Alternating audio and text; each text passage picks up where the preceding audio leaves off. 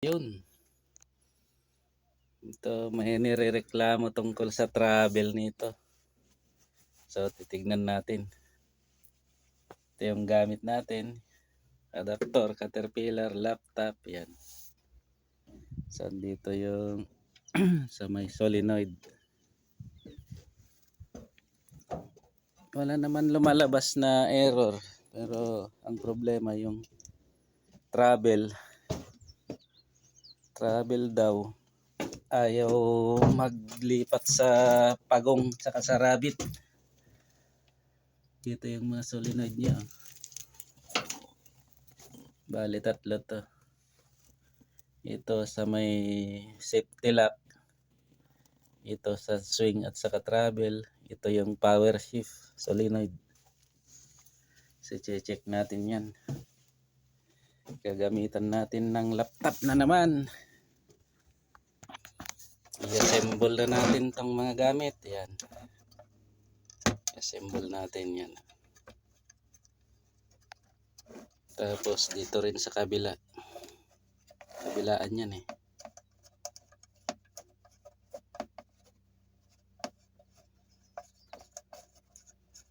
May lock siya. Tapos dito sa may side, sa may fuse box. Dito natin. Ito yung port na ano. Yan. Lalagay natin ito.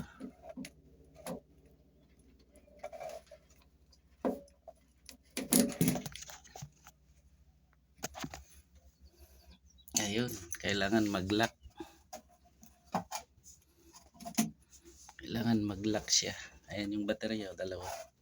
Sa may fuse box. Ayan. Nailagay na natin. Tapos expanda rin na natin to. Stop na natin.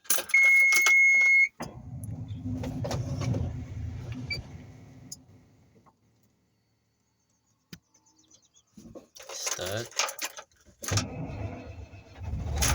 Ayan. Warm up muna, warm up. Bali itong ginagawa natin pala ay 385 na Caterpillar. Itong malaki. Malaking back ko to.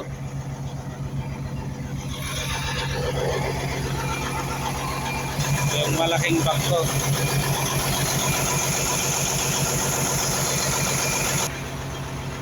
Itong mga machine ngayon, puro high-tech na. Kailangan pa ng laptop.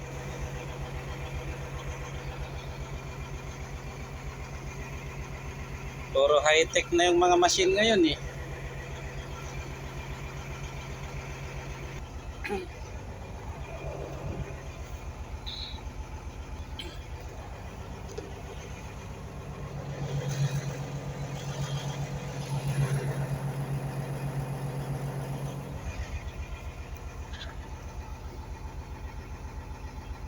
Tapos ito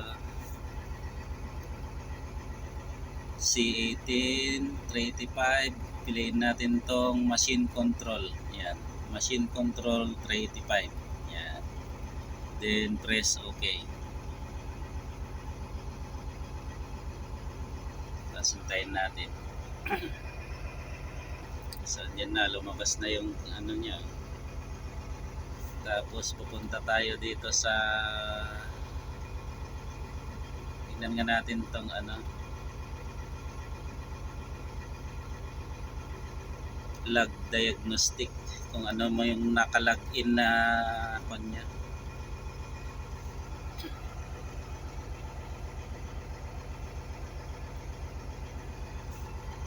Ayun, swing pump swash plate angle solenoid. Subukan natin na i-clear siya. Clear code natin. Punta tayo dito sa clear code. Yan. Clear. Tapos, are you sure want to clear the code? Press natin yung okay. Ayun, nawala na. Oh.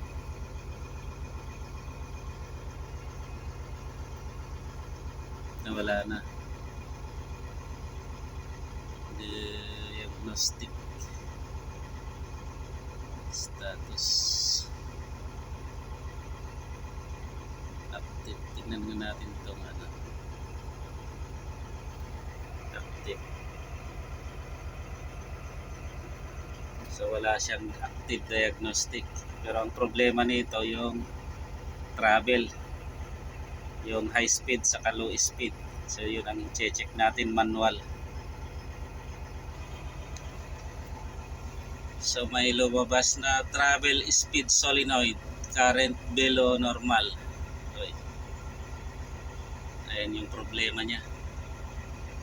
Travel speed solenoid, current below normal. Yan ang titignan natin ngayon. So i-check natin lahat. Yan. Check all sabi. Tapos start mo yung click yung begin. Yan siya. Ano natin yung travel, left and right travel. Yun ang kakalibrate natin. So ayan, calibrating neutral position. Ayan. Tayin natin. So ito, successful lahat. Oh. Success. Right joystick, left joystick, right travel, left travel. Ayan. Success. So subukan na natin.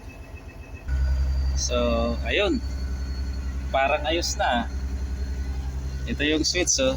Dito kasi yung pagong at saka rabbit. Yung rabbit para sa ano yan, pabilis. Yung pagong pabagal. Ito, may pagong at saka rabbit siya. So i-try nga natin. Yan yung kadena.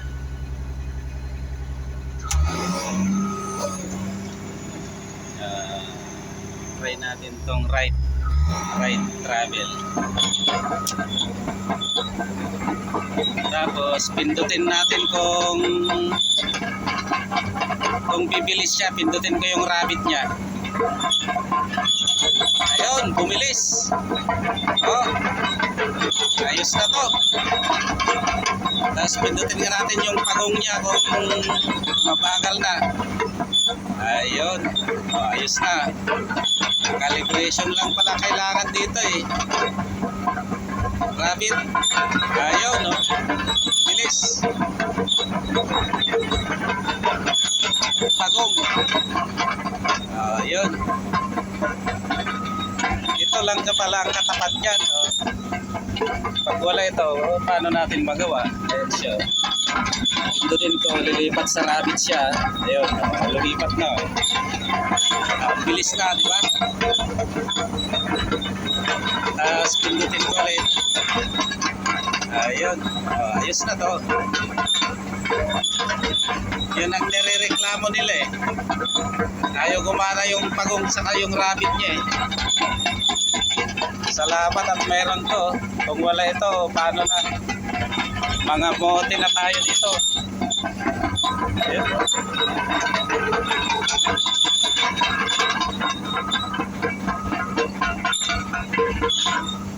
Yung kabila naman, testing natin sa kabila. Yung sa left na travel niya. Itong left, okay na.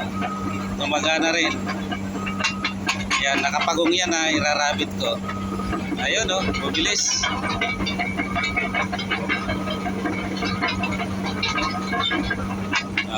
Ganun lang pag-testing. Iangat yung kadena sa may travel, tapos pindutin. Ayan o. Ayos na naman to. Successful na naman. Sige, bye-bye na.